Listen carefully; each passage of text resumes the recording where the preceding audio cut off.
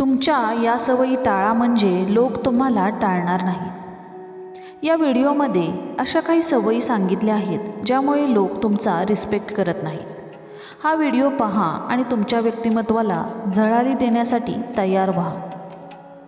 कधीतरी तुम्हाला असं जाणवतं का की लोक तुम्हाला टाळायला लागले आहेत? एखाद्या समारंभात, ऑफिसमध्ये तुम्ही दिसला की लोक पाठ फिरवून जातात का? कदाचित तुम्ही आधी काही चुका केल्या असतील। कोणत्या चुकांमुळे लोक तुम्हाला टाळायला लागतात हे नीट समजून घ्या। तर पहिली गोष्ट म्हणजे संवादात अडथळा।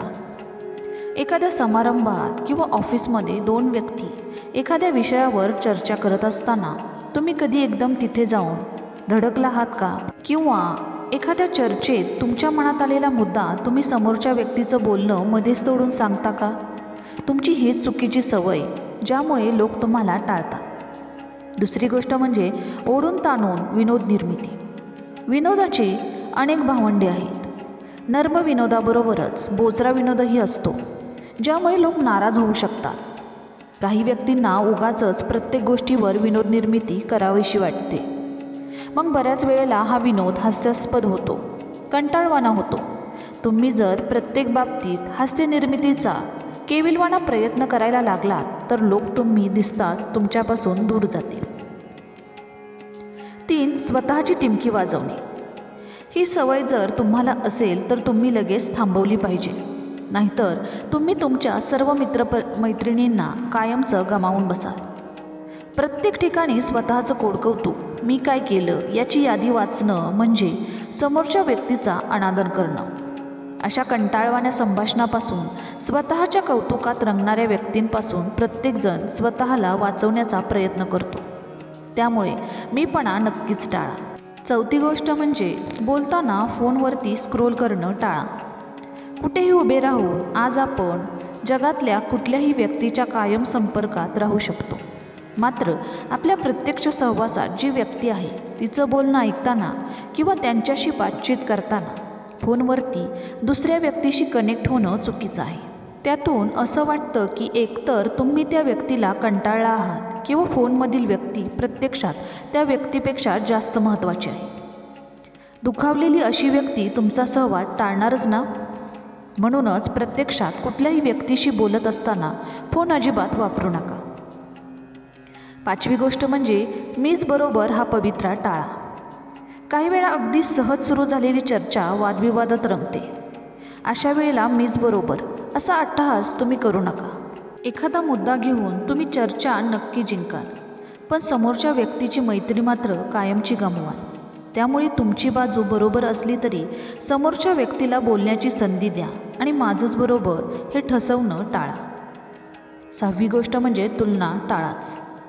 तुमची ही अशी गोष्ट आहे जी कुणालाही कधीही आवडत नाही।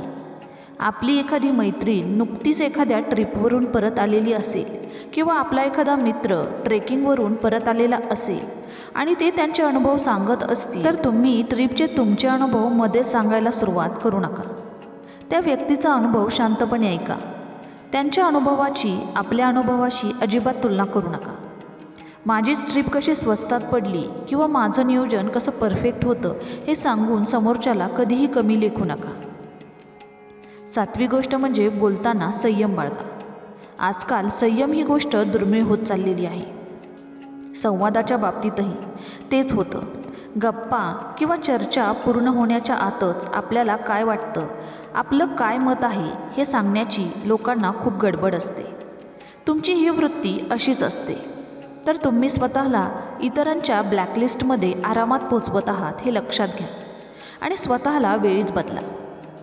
8वी गोष्ट म्हणजे प्रत्येक चर्चेची गाडी गॉसिपकडे वळवू नका।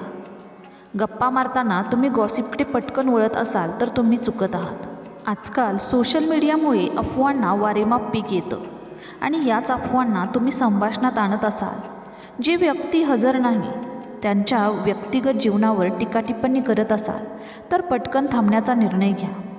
जर तुमच्याकडे मुद्देसूद आणि महत्त्वाचं असं सांगण्यासारखं काहीही नसेल तर शांत बसण्याचा मार्ग निवडा, म्हणजे तुम्ही इतरांच्या मनातून उतरणार नाही। 9वी गोष्ट म्हणजे वैयक्तिक चौकशी। एखाद्या व्यक्तीचं आपल्याशी नातं काय आहे यावर संवादाचा, गप्पांचा मार्ग ठरवायला हवा। अगदी जवळच्या व्यक्ती असतील तर तुम्ही अगदी मनमोकळेपणाने बोलू शकता. पण व्यावसायिक पातळीवर समजा पहिलीच भेट असेल तर समोरच्या व्यक्तीला अडचणीत आणणारे प्रश्न कधीही विचारू नका. वैयक्तिक गोष्टीत नाक खुपसल्यामुळे तुमची किंमत समोरच्या व्यक्तीच्या मनात कमी होत असते. 10वी गोष्ट म्हणजे वाईट प्रतिक्रिया देऊ नका. कोणाच्याही बोलण्यावर मत व्यक्त करताना ते प्रमाणशीर, आदबशीर असावं. जातपात, धर्म, लिंग, देश यावर आधारित पूर्वग्रह दोषांनी ग्रासलेली आपलं मत कधीही व्यक्त करू नका. समोरच्या माणसाचा योग्य तो मान राखा आणि सौम्य शब्दातच आपलं मत नेहमीच मांडायला शिका. 11वी गोष्ट म्हणजे वास्तुनिरीक्षण. एखाद्या मीटिंगसाठी हॉटेलमध्ये किंवा एखाद्या कॉन्फरन्स रूममध्ये किंवा एखाद्या व्यक्तीच्या घरी गेल्यानंतर बोलता बोलता त्या खोलीचं निरीक्षण करू नका. त्यामुळे काय होतं की तुमच्या बोलण्याचा टोन बिघडतो. बिघडलेला टोन समोरच्या माणसाला खटकू शकतो. अर्थातच तुम्ही त्या व्यक्तीच्या मनातूनही उतरू शकता. 12वी गोष्ट म्हणजे त्रयस्थपणे स्वतःकडे पहा. कुणाशीही संवाद साधताना आपण योग्य मार्गाने संवाद साधतो आहे ना ते पुन्हा पुन्हा तपासलं पाहिजे. काही वेळेला तुम्ही जे करत असता ते बरोबरच आहे असं तुम्हाला वाटत असतं. मात्र शिष्टाचार पाळून आपली व्यावसायिक आणि वैयक्तिक प्रगती व्हावी असं वाटत असेल तर मात्र स्वतःकडे नीट पहा. स्वतःला जाणवणारे दोष दूर करा. दुसऱ्यांशी आदराने, प्रेमाने वागण्याची सवय स्वतःला लावून घ्या. आपल्या मित्रमैत्रिणींशी चर्चा करून स्वतःमध्ये बदल घडवा. क्वचित व्यावसायिक मदत घ्यायला सुद्धा हरकत नाही. उदाहरणच सांगायचं झालं तर आज आपण अमिताभ बच्चन यांचं संभाषण ऐकायला लागलो की ऐकतच राहावं असं वाटतं. संस्कृतीला जपत, स्वतःला प्रगल्भ बनवून, अपडेट राहून अमिताभ बच्चन यांनी स्वतःची एक सुसंस्कृत प्रतिमा जपलेली आहे. त्यामुळे प्रत्येकाला त्यांचं बोलणं हवंहवंसं वाटतं. तुम्ही पण एक उत्तम व्यक्ती आहात. सुसंस्कृतपणा अंगात भिनवून आपली उत्तम छाप समोरच्या व्यक्तीच्या मनात जोडा. म्हणजे मग तुम्हाला कोणीही कधीच टाळणार नाही. लोक आदर देत नाहीत, आपण तो आदर कमवावा लागतो. तर तुम्हाला कसा वाटला हा व्हिडिओ?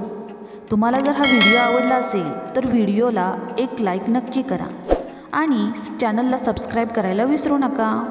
धन्यवाद.